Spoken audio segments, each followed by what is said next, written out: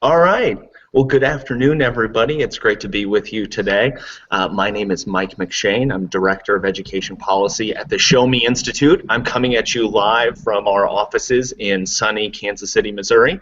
I'm joined today with some great panelists to talk about school choice, something that is sweeping across the country and has been increasingly successful in state legislatures and with students. So it's a wonderful thing. We wanted to take some time today, though, to kind of take stock of the last couple of years of the meteoric growth that we've seen in school choice programs, to talk about some lessons that we've learned, some stumbling blocks that we've had, and try and think of how to be forward-looking when it comes to formulating school choice policy. And I have to say, there's no one else I'd rather be having this conversation with than the three folks that are joining me today, spread out all across this country. In Washington, D.C., we have Gerard Robinson, who's a resident fellow at AEI. He was formerly the Commissioner of Education for the state of Florida and Secretary of Education for the Commonwealth of Virginia.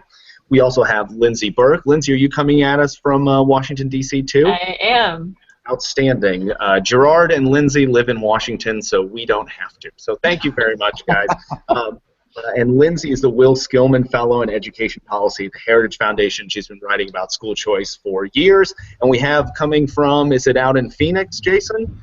Just outside of Phoenix in an undisclosed location in my underground home. Exactly. Undisclosed location, we have Jason Bedrick, who's a policy analyst with the Cato Institute's Center for Educational Freedom, also a prolific writer on school choice. And so, I want to kick it off with a kind of general question and give everybody a chance to answer it. What was it? I guess it was the Wall Street Journal called 2011 the year of school choice. And yet the growth that we've even seen since that time period has eclipsed everything that came before it, with each subsequent year almost doing as much as the so-called year of school choice. So if we look back on this last year in school choice, I guess my question sort of kick things off, or what is the most encouraging thing that you saw happen with respect to school choice in the last year? And maybe Lindsey, we'll kick it off with you and then get everybody a chance to chime in. Yeah. So 2015 is unique, and I would say it's actually been a watershed moment for school choice because we saw the first near universal education choice program in the country enacted in Nevada. So to this point, we had never had a school choice, and I even hesitate to call it school choice at this point, but we had never had an education choice program that was as expansive, where the eligibility was as wide open as a near universal program. So for that reason alone, I think 2015 has really become something that will be studied moving forward and really mark a high point, hopefully not a high point, but a watershed moment for school choice. So every kid in a Nevada public school, if they want, next year, can access an education savings account. And so, could you maybe take for those that are unfamiliar, yeah. And I don't know how many who will be watching this would be unfamiliar, can you do like 30 seconds on what an education savings account is, Yeah. and why it's such a big deal? Yeah, so education savings accounts, they have kind of been the new kid on the block in terms of school choice policy. They kicked off in Arizona in 2011. It was part of that year of school choice that the Wall Street Journal noted. And an education savings account, they vary a little bit state to state, but generally speaking, a parent, if they choose to withdraw their child from the public system, can get 90% of what the public school would have spent on their child in that school. That 90%, since it's 90% of the state dollars, so 90% of their state per pupil allocation, you think federal, state, local dollars, these are just the state dollars, it actually goes into a parent-controlled savings account. It's a restricted use account, so you can't use it to buy martinis, or you can't use it to buy anything that's not education related. However, you can use it for any education-related service or product or provider. So it enables complete customization of a child's educational experience if a parent chooses. They can pay for private school tuition, they can do online learning, special education services and therapies, they can buy textbooks, curricula. Notably, and most, I think, important, is the fact that parents can roll over unused ESA dollars year to year. This is a huge innovation in terms of how we think about school choice policy. it holds the prospect, too, of actually putting downward pressure on prices. Parents can direct every dollar to multiple services. They can roll over unused funds year to year. In some states, they can even roll that into a college savings account. So it's just hugely innovative. And so the fact that Nevada not only created a near universal school choice option, but chose an education savings account as the vehicle through which to do that was just a huge deal. There's no other way to put it. It was just really dramatic. Absolutely. And wonderful. So Nevada was the first to do a statewide sort of universal. And if memory serves me correct, there are other states that have these, but they're limited to students with special needs. And is that Florida, Mississippi, and Tennessee? Are those in Arizona? In Arizona as well. Arizona, the innovator. Yes, I always forgot. So these 4 states have them for students with special needs. Nevada was the first to take it sort of universal. Yeah, and Arizona has other categories of eligibility as well. So if you are active duty military, a child who's going through the foster care system and has been adopted, siblings, low-income children, underperforming schools. So there are other categories of eligibility as well. But they did start as an account for children with special needs. And that's notable, right? Every year, Arizona has expanded eligibility because they've been so popular. That's great. So, Jason, I realize Lindsey may have taken yours, but what do you see the most encouraging thing that happened in school choice this year? Well, I think just in general that this was, I've been calling it the year of educational choice because, like you mentioned, the Wall Street Journal years ago called 2011 the year of school choice, and that was a year in which I believe there were 13 new or expanded school choice programs. And that was after Jay Matthews of the Washington Post had said, we've hit peak school choice, that's it. All the states that are ever going to have school choice have school choice. Since then, we've seen an exponential growth in school choice. This year, there were actually more than 20 states that adopted new or expanded school choice programs. Just a decade ago, there was only a handful of states with school choice. Now, more than half of the states in the union have some sort of school choice program. Most of them are small, very limited. Many of them are limited to just students with special needs. But these programs are growing over time. And so that was the most encouraging development for me. Not any one state in particular, aside from Nevada, but that we are seeing such tremendous growth, and more people are embracing the idea that our education system should be designed around the needs of individual children rather than for the median child. Sure, absolutely. Gerard, where were your signs of light this year? So my signs of light are in the Deep South. It was good to see Alabama and Mississippi with public and private choice, particularly on the charter school side. There's been a major push to get particularly Alabama to take a different look, as well as Mississippi, to take a different look at private and public school choice, and we now see that that's moved to the right level. So for Deep South states, where they have neighbors to both sides who have charter schools as well as private school choice, I was excited to see that.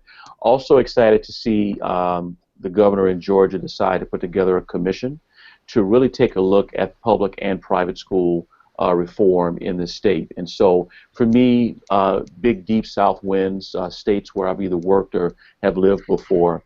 And people said it couldn't get done, but it actually did, and I think it's a helpful sign. No, absolutely. That's great. So now if we look at the flip side, so we were talking about the things that we think were the most encouraging in school choice in the last year. Were there trouble spots? Were there stumbles? Were there things that we were worried about? And since, Lindsey, since you got to go first last time, I was afraid of that. I will also say you need to go first on this one. So, Lindsey, what was your sort of, was there something that was most troubling to you? I was afraid I was going to have to go last because I have a feeling all of our answers are going to be the same, and that is the lawsuit that has been filed by the so-called American Civil Liberties Union in Nevada against the budding education savings account option that I just talked about, and how innovative this ESA option is.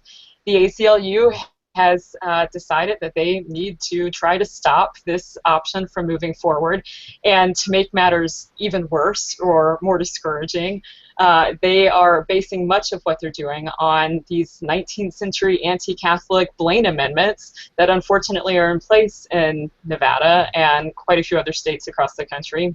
Missouri included. Missouri, right? There are many that have them, and then they're also basing their student part on, along with other folks, in part on Nevada's constitutional language that says the state has to provide a uniform system of public education. But Institute for Justice has taken up the case. I feel good about it just because of that. And they've noted that, in the same way charter schools or magnet schools don't infringe upon that language, neither do ESAs. So, I feel optimistic moving forward, but it's certainly, I think, a trouble spot this year. And do we have any idea of the timeline of how that's moving forward? Yeah, that's a good question. Jason might know. I don't know what the timeline's looking like. I mean, no, these things could take years. And as a matter of fact, we've got lawsuits right now in Florida that they're expecting to take several years. The last lawsuit that attacked and eventually struck down Florida's voucher program, I believe, took about 7 years to wind its way all the way up to the state Supreme Court. So these are long, protracted battles. But on that note, actually, what's dispiriting for me is that we lost a voucher program in Colorado over the summer, where the state Supreme Court, again using this Blaine Amendment, struck down one county, Douglas County. Yeah. Douglas County had a voucher program, and the state Supreme Court ended up striking that down under the Blaine Amendment, which is, as Lindsey noted, the Blaine Amendments were a push in the late 1800s, early 1900s, when the schools were de facto Protestant schools, and the Bible was taught in school in a way that any Congregationalist or Episcopalian or Baptist would feel comfortable with, but Catholics and to a lesser extent Lutherans wouldn't. And so when Catholics and Lutherans said, we would like our own schools, we're paying taxes that are going to the Protestant school, we would like our tax dollars also to fund our schools. The Protestant establishment said, oh, no, we have a common school, you have a parochial school, and so we are not going to fund your school. You can pay taxes to ours, and then you can pay tuition to yours, but you're not going to get a dime from the Treasury.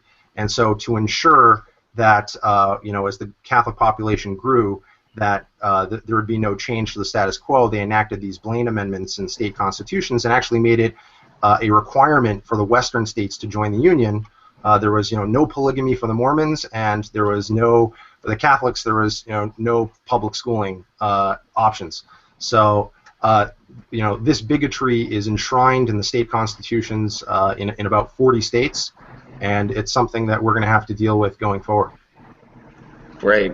Gerard, what were some trouble spots that you identified? So right now in Florida, the teachers' unions have filed a lawsuit against the tax credit program. It's over 85,000 students are in place. It's a very successful program. It's one where the students, empirically, we've noted, are doing quite well. A lot of people, Mike and your team, you've worked on research in Florida. So all the metrics are in the right place. This is strictly politics. The same way that the court in Florida was able to get rid of the A+ program and eradicate, which was a successful voucher program, there's now a push to do the same thing with tax credits.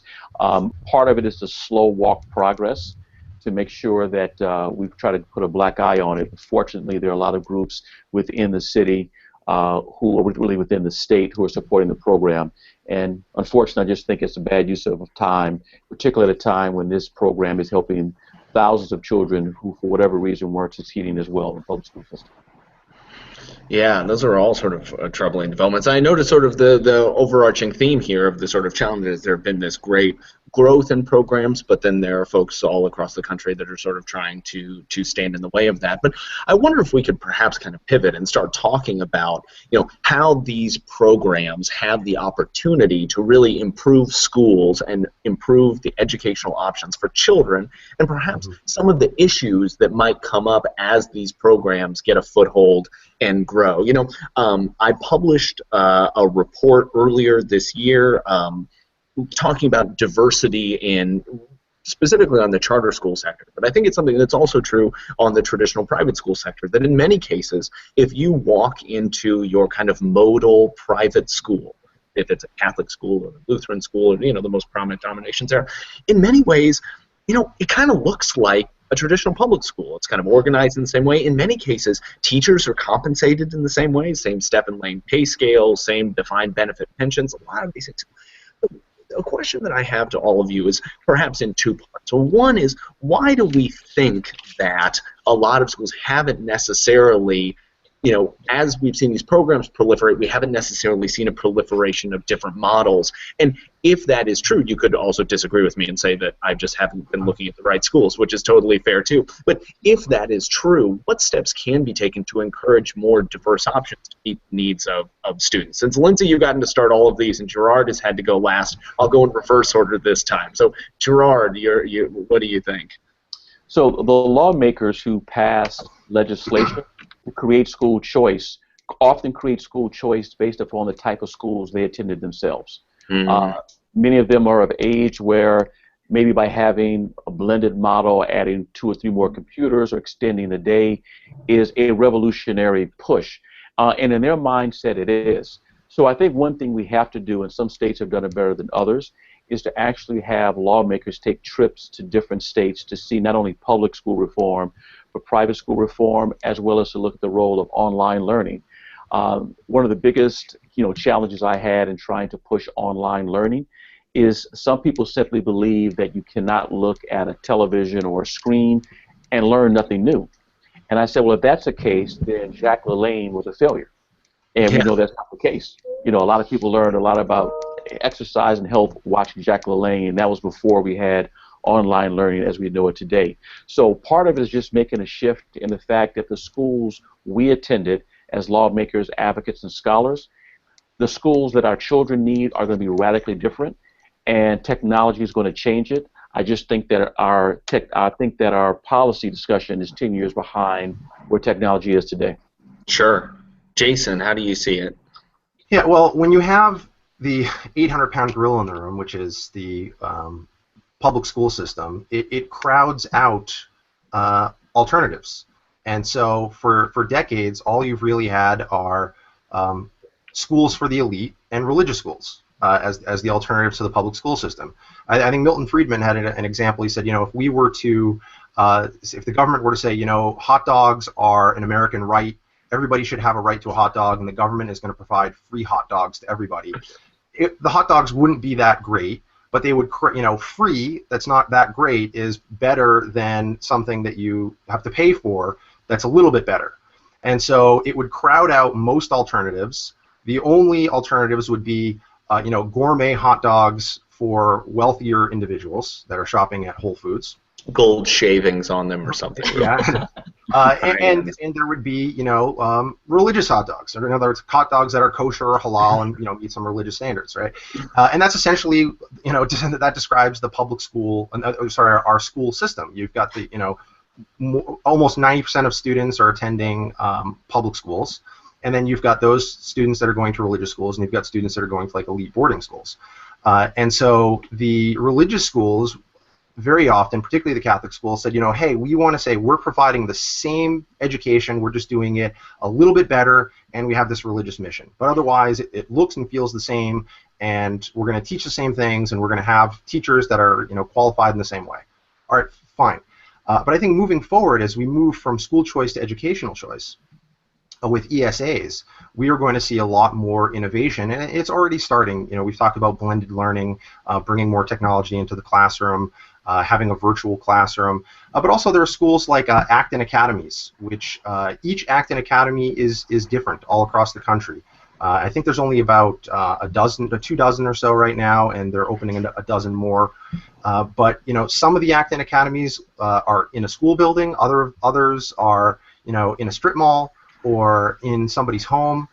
There's no set way. I mean, they call themselves the CrossFit of education, right? They have this vision of how kids should learn, sort of guide on the side instead of sage on the sage, as we talk about.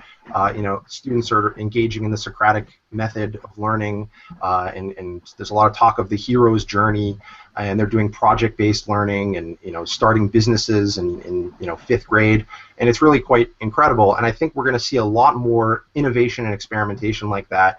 Those things that work are going to be replicated and expanded. Those things that don't work are going to be cast aside, and over a period of time, we're going to figure out better ways of educating children. Lindsey, do you see it similarly?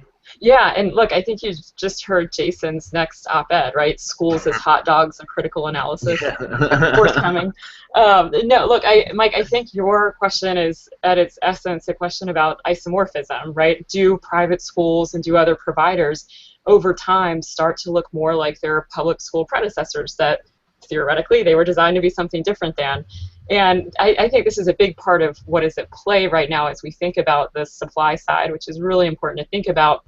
If you think about organization theory, there are kind of two big facets of isomorphism. You've got coercive isomorphism, where either formal or informal processes will encourage schools to conform to the strictures of existing systems, and you have this sort of mimic isomorphism, where schools start to mimic the schools that they were produced to look something other than, and they mimic other schools because, particularly during times of uncertainty, right, it's kind of the safe thing to do. So you have all of these different aspects of organization theory at play, which really tend to get to take on a concrete fashion when you think about them in terms of the regulatory structures that are in place. So to give an example, we know, for instance, that private schools tend to be wary of state testing mandates and will in fact sit it out of a private school choice program. So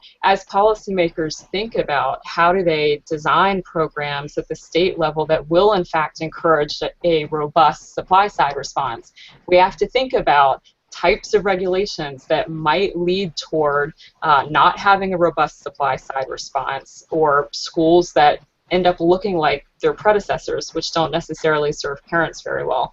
And I think that there are ways to do that, but it has to be a process that is actually thoughtful and something that policymakers and others are engaged in to make sure that we do hedge against those isomorphic tendencies.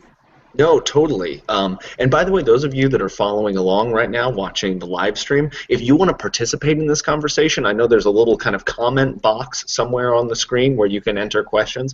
If you've got questions or comments and you want to send those in so that we can make it part of the discussion, that's great. Those get forwarded onto us in this little chat box thing that we have. And also, if you have questions, you'd like to tweet them at me. My name is at MQ_McShane, so MQ_McShane. So feel free to tweet questions, and we'll work all of them into. And this has been great. I've been writing these things down that you all have been saying has prompted me more questions than we'll probably have time to talk about. But Lindsey, you brought up test scores, and I think that that's sort of a fascinating thing as research that we commissioned at AEI demonstrated. There were lots of schools, many that private schools who choose not to participate in some of these school choice programs because they don't want to take the state tests. And it's not just that they don't want data to be known about them, but they believe that taking the test requires them to follow the state standards, and they're out to do something that's different. But I wonder, a lot of the education reform movement has been built upon us using test scores as a cudgel against traditional public schools, right? We use this all the time. We say, look, only 20% of their kids can read, only 30% of their kids can read. This is why we need school choice, or this is why we need, insert any sort of education reform thing. And so I wonder, have we, the Shakespearean hoist our own petard, but have we created this situation where now private schools have to participate in these testing things or have to make these tests available because we've been saying it for years about the traditional public schools? Yeah, I mean, I don't know, the we and that, I think much of it goes back to federal intervention, right? I mean, everything that we've seen over the past half century, particularly culminating with No Child Left Behind and the annual testing mandates that are there and adequate early progress and everything that we know about the strictures of No Child Left Behind and the impact that has on local level policymaking, the impact that has on how states structure their tests, and of course then if you're in a state with a school choice program, the implications for your schools that choose to participate. But there are certainly ways, and Nevada's a good example, and Arizona maybe even a better example, of how we can structure particularly ESA programs to make sure that accountability is a parent-centric accountability model and not this type of perhaps faux accountability to the state or particularly feds. And I think parents value tests, particularly when they are used as diagnostic tools, when they are classroom-based and formative and provide immediate feedback on how their child's doing. That's different than the types of information that is what people sitting in Washington or even state policymakers and researchers think about as important, right? That's the type of information that you get in the aggregate that tells how does Texas do relative to California. We know that. What's important to parents is that local level information that they get, the most local level being that classroom information, conferences with teachers and everything that a parent gets. But I do think that we have to be careful about the way in which testing mandates are structured. So Nevada said, okay, we have a near universal program. We're going to have a testing mandate, but it's going to be a light touch on testing. So you have to take a nationally norm reference test. Private school leaders, for the most part, don't tend to think that that will drive their local curriculum decisions or their school-based curriculum decisions. That's very different than, say, Louisiana, that said every private school that participates in their voucher program has to take the statewide test, which, to your report that AEI produced back in January, I think it was, that did lead. And when you read through the report, about a third of schools decide to set it out, and they're worried. Their number one fear is fear of future regulations, and they also fear the testing mandates as well, and what that means for their school culture. So I think we have to be really careful about how policymakers think about designing those accountability for academic outcomes mandates. The last thing I'll say on that, what we measure does have a real impact on what happens in a local school. And I've been thinking about this a lot lately as I watch football every Sunday. And you think about the way that you watch football when you're on a fantasy team or in a fantasy league versus when you're not, right? If you're not in a fantasy league, you're just looking at the overall score. How did Green Bay do against the Redskins, whatever it might be. When you're in a fantasy league, it's very different. You don't care about the overall outcome. You're looking at individual players to see how they do. You need those garbage time touchdowns. Right, garbage time touchdowns, right? You can break your team. Yeah, absolutely. So incentives matter. The way that we structure these mandates matter, and the way that we think about testing matters. So now, Gerard, you have been an advocate for parental choice for years, and a huge part of, not your advocacy, but anybody's advocacy has been making the case that traditional public schools are not meeting the needs of students. Do we need to, as school choice folks kind of pivot and say, look, test scores might not be the be-all and end-all of here? Does the sort of criticism, the accompanying criticism, does that have to change as well? So tests mean a lot to funders, they mean a lot to advocates, and they mean a lot to policymakers, but for different reasons. I believe that if a school takes state money, that you should have a smorgasbord approach. You could take a national norm reference test, or you can take the state exam. For example, Florida tax credit students have the option of taking a number of tests, including the state exam, but most of them choose to take another, and we use that to guide it. Now, in terms of changing the dialogue, I think because we don't have a 5-second response to how do we hold charter schools accountable or private schools accountable or private schools accountable, we only do it through tests. And I think that's probably an approach, but I don't think it's the best approach. If there's anything that we need to change is the over-reliance that one test alone is a good gauge. I think we should also have a parental satisfaction component to it. There's probably a role for student satisfaction, maybe at the higher grades versus lower. I also think there needs to be almost with not making it a mandate, what employers say about the employees that they're hiring from high schools directly. What do they think about the employees they're getting? There should be a multi-sector approach to how we evaluate it. Yeah. Sure. Now, Jason, you've written a lot about education savings accounts programs, and in many ways, a lot of the structures that we have, even standardized tests, even some of the nationally norm reference ones, still generally assume a child in a traditional classroom that goes for a traditional period of time. Like this is 4th grade, 180 days for 50 minutes a day or whatever in that particular subject matter. It seems to me education savings accounts kind of take all of that down, and students could travel at their own pace and others. So when it comes to creating the information that I think both Lindsey and Gerard have been talking about, actually helping parents make the right decisions for their children and be informed about how well their children are doing, how does that work in an education savings account system? Right. I mean, right now we have a system that was designed essentially for the industrial era to produce good factory workers. We assume that all children born in the same year are going to move at the same pace across all subjects. And that just simply is not a model that works anymore for the information age. We should have a system that which education savings accounts allow, where the system is individualized to the particular needs of particular children. But now you ask a great question. Well, how do we test that going forward? How do we make sure that these kids are learning? And I think that's something that policymakers should be careful not to think that we have the answer right now and try to impose a top-down solution. I think that these are going to come. The solution is going to come from the bottom up over time.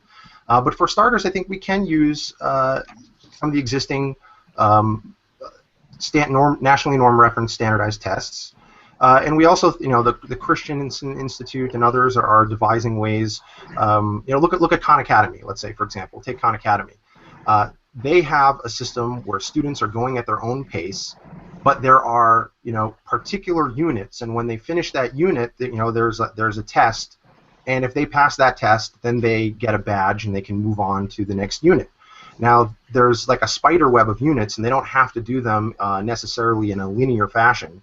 But there are some things that are prerequisites before you do other courses. So there are different ways that we can approach this, and I think that we're going to find over time parents are going to find the information that they need. There is going to be a market for parents to, parents want that information, and so the market is going to find a way to get that information to the hands of parents. It might be through private expert reviews of, sort of like Zagat's for restaurants, where an expert will come in and say, this is a fantastic restaurant. In other cases, it's going to look more like Urban Spoon or Yelp, where there are individual reviewers that have actually used this service and say, hey, this worked for my kid, and here's why and how, and they're going to provide their own rating. And then parents are going to use this information to make decisions in the best interest of their kids. And so now one of the things that I think is most promising when we talk about things like education savings accounts and others is that they really drill down, and if we think of the topic of our conversation today of making school choice work for kids, is that it allows families, educators, to really drill through all of these layers of bureaucracy that have built up over time and focus on that interaction between a teacher and a student, or a student, even if it's sort of a self-guided thing. In some way, there's a teacher and a student that are interacting there. And in many ways, it's really fundamentally rethinking many of the things, as Jason said, for the information age, but it's fundamentally sort of rethinking the relationship between teachers and students, the fit between those two people and others. One of my big questions when we talk about the proliferation of education savings accounts or any sort of school choice model that's trying to kind of break the mold is, where do the teachers come from, right?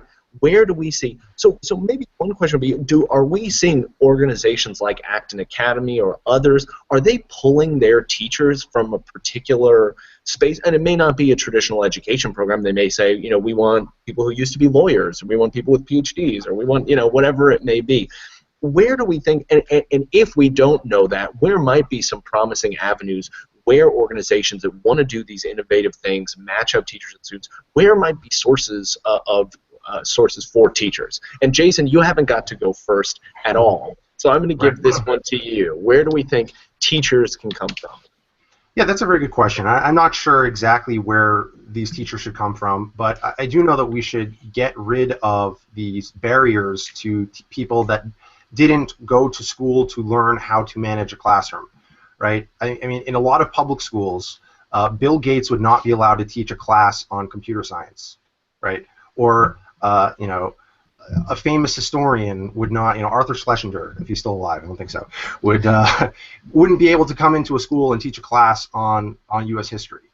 And that's a problem. I think it was David Goodwin from the Classical Christian Schools Association recently was on a panel with me, and he was saying that in a lot of his schools, he has teachers that are fantastic, but they don't have a degree in teaching. They are not certified. They could not teach in the public school, but they have a specialty in their area of expertise, right? They have a master's in chemistry, and they're teaching science. Well, they don't have a master's in education. They don't have a teaching degree in education, but they're doing a fantastic job of teaching the students. And so I think we need to, if we want to bring more people into teaching, we have to make it easier for people later in their careers, right? You know, somebody who has, you know, been in the field for a few decades to come over to teaching. Actually, I just this week I met with a teacher who still teaches at my former high school, Bishop Girton in Nashua, New Hampshire. They have a former congressman teaching social studies. Well, he would not be able to teach in the public school system because he doesn't have a teaching certification. And that's, I think, problematic. If we want to bring people mid-career into teaching, we need to lower the barrier of entry for them to do that. Lindsey, do you see that in a similar way? Yeah, 100% agree. And if we think, to bring it back to education savings accounts, because it's all I think about, if we think about how education savings accounts work, you can imagine, okay, a kid has their ESA, and now they can hire private tutors, and this isn't theoretical, this is what they're actually doing now, and in Arizona in particular. They can hire a private tutor to tutor them in whatever subject it might be, but imagine from the teacher's perspective, or the would-be teacher's perspective. Maybe you are a retired engineer, and you want to teach a math class from time to time, and now you can tutor. So I think we're really, by moving toward an ESA model that allows for so much more customization and the purchase of discrete courses and the ability to pay tutors, really opening up a whole new market of people who can teach and bring their skills to the market. And just one other thing on that point too, we know as well that, I have a little chart here, I don't know if you can, oh, nice. can see it or not, but these visual aids are always helpful. Right, so this is teacher impacts on math performance by initial certification. This was a Brookings chart from quite a few years ago, but no difference between certified teachers, traditionally certified, alternatively certified, or completely not certified. No differences in their impact on student learning. So I think Jason's exactly right. We need to move away from this notion that, you know, we need to put up these barriers to entry to individuals who would like to teach, and then basically stop the evaluation process after they get into a classroom. We need to flip it on its head, right? Make it much more open to enter into teaching, to bring your skills to the market, but then let's, you know, rigorously evaluate individuals once they're there. And that evaluation system can take all kinds of forms, particularly if it's parents rating teachers and tutors and input from other individuals as well. So now, like, on a very practical level, as this program goes in Nevada, if you want to offer your services as a tutor, or if you want to develop coursework, like, what are the steps that you have to take in order to provide that? Yeah, so it varies from state to state with ESAs. Some states will require that you're state certified to tutor, but that for a tutoring model, and Jason can speak to this as well, doesn't necessarily mean that it's the same sort of barriers as a traditional teacher certification or licensure would be. So it varies state to state. Some states it might be a bachelor's degree, but that's the great thing about where we are right now with education savings accounts is states are really sort of competing with what works for them. They, I think, have all kind of looked at Arizona as the model to build off of, and then are sort of tweaking their programs to do what works really well. So I think we're going to see a lot of different models and rules, for lack of a better word, on how to regulate the tutor side of the equation. Yeah, and it seems super important to work that, how you can get on the list of sort of approved providers, and how to stay on that list. And then, Jason, did you want to jump in on that? No, I think they have to be certified, but I'm not sure what the process is. What that certification looks like in others. But I mean, so that's an important thing as we talk about. I know lots of different states are sort of contemplating education savings accounts programs, and even this would apply with things like tuition tax credits or even school vouchers. But how the regulations that are placed on who is allowed to enter the marketplace will shape who's able to participate in it. So that's an important piece here. Yeah, and can I just say one more thing on that, actually? Yeah, sure, totally. In Nevada, you jogged my memory, but in Nevada, so for a few of the states that have done ESAs, they're coming at it from the way we like to talk about it is a whitelist approach as opposed to a blacklist approach, where they just right off the bat blacklist providers and say, you know, these aren't approved options. Instead, private providers, schools, tutors, parents can approach the state or the nonprofit that's administering an ESA and say, hey, I want to use it for this expenditure or for this tutor. Can I do that? If the answer is yes, it gets added to the list of approved providers. In Nevada, what I think is really interesting and forward-thinking is that if a parent comes and asks for an expenditure to be an allowable use with their ESA, and maybe the state says no, they've also set up a parent review board. So it's sort of a parent peer review process. And I think it's comprised of about 6 parents, but those parents can say, hey, actually, this is a pretty legitimate expenditure. We've all used it or think it would work well, and can sort of override the denial originally of that expenditure. So I think it's a really interesting model to pull in parent feedback. Parents obviously know what works well for their kids and can bring a lot to the table. Yeah. So now, Gerard, so one fear that I have, I'm going to ask you to maybe assuage my fear, or you can tell me that it's justified. I'm hoping you will tell me that this isn't real fear, is that, a backbone of kind of advocacy, or just a backbone of the school choice movement in general, has been established private schools, the Catholic school networks, dioceses, Lutheran synods, and others that have worked together for this. But in a way, education savings accounts, while we perhaps think of them as disrupting traditional public schools, are actually kind of disruptive to private schools as well. That they're saying that your traditional organization, might not be able to work that way. By advocating for things like education savings, are we alienating established private schools that we should be trying to sort of make part of the options that are available? Is that something we should be worried about, or how do we think through that? Well, we should always find ourselves worried about any massive change just because we want to make sure the students and families we're trying to help aren't harmed. But I actually see that through the possible chaos will come new creativity. In the same way that a place like Milwaukee had different religious schools that pretty much worked in a silo, when it was time for them to fight to lift the cap on the voucher program, you found a very, let's say, an ecumenical approach to making school reform work in ways that otherwise it would have worked in a silo. I think ESAs have the same potential for 2 reasons. One, you're going to have the traditional schools now having to find themselves competing against other schools, but doing it in a creative way that we had not seen before. And secondly, you're going to create a brand new, almost like a new supply side of people who can actually enter the marketplace to provide education. So fear should be there, but I should also think anticipation for something creative to come forward. That's great. So as we look forward with the proliferation of things like education savings accounts and other school choice issues, so we've talked about what a troubling development over the course of the last year were some lawsuits challenging these things. As we look around the bend and think of the 2 or 3 issues that are going to face these programs as they move forward, maybe if everyone wanted to try one, like if you look around the room 6 months from now, a year from now, 2 years from now, what are the hurdles that are in the future that folks that are interested in school choice should be thinking about today to avoid tripping over them? Maybe Jason, if you want to start with that. Sure. I mean, lawsuits aside, because I think the Institute for Justice has that covered, policymakers should be thinking about, I think, implementation. Implementation is key.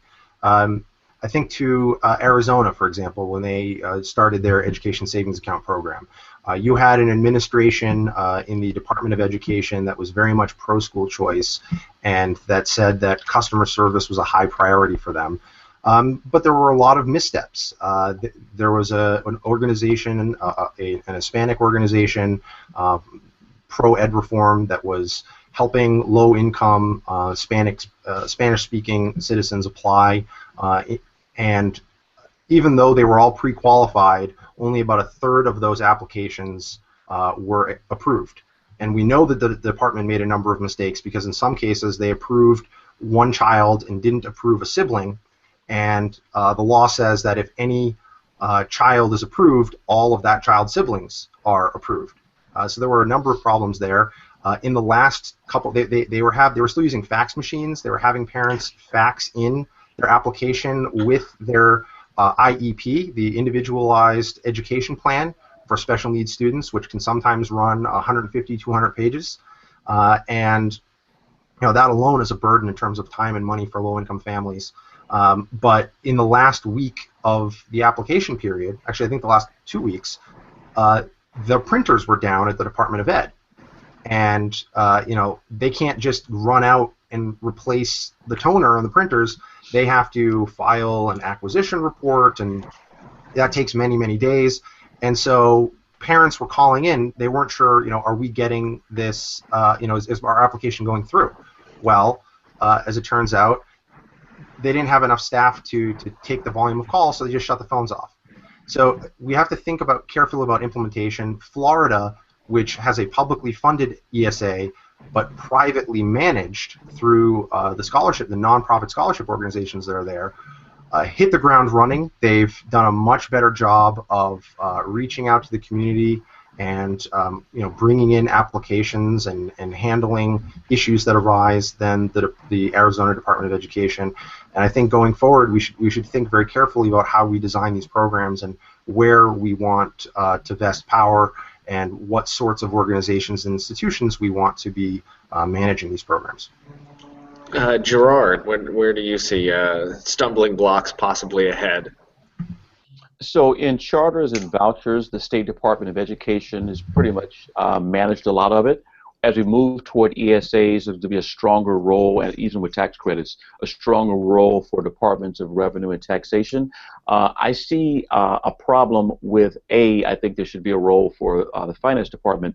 I still think there's a role for Department of Education to be involved somewhat, in part because there still is an educational endeavor.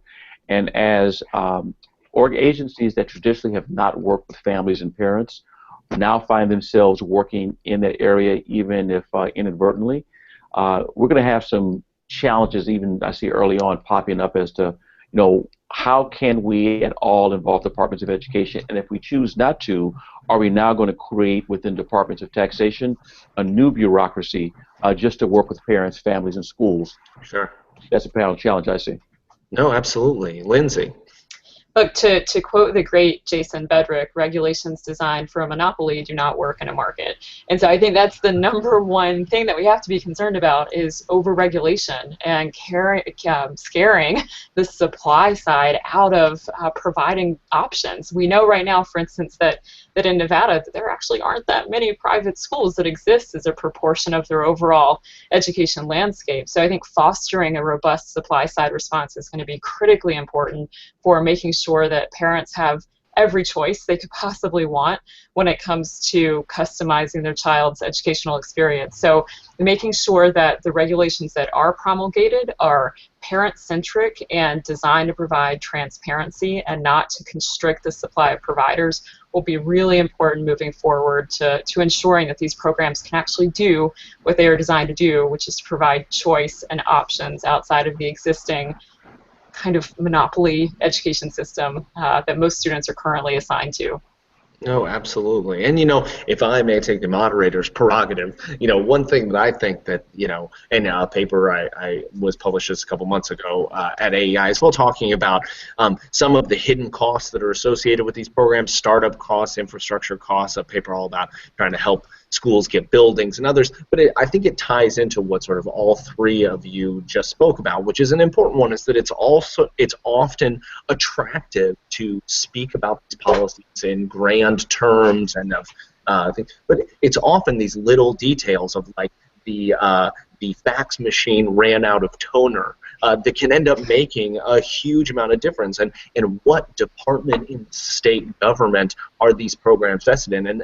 And so I hope that as these conversations continue, it's not just an issue that has affected education reform writ large, has been to kind of move on to the next shiny object. Oh, we passed this law. Oh, we started this program. Now we're on to the next thing. But really trying to dig in these places where it's happening and make it work. Well, look, I want to say thank you so much for being a part of this today. Those of you that were following along at home, this is going to be posted on YouTube at some point in the near future. I believe those of you that are watching this will get an email. Anybody who RSVP'd to this will get an email saying this up on YouTube. If not, you can just go to AEI's channel probably in the next day or two, and we'll be able to see it.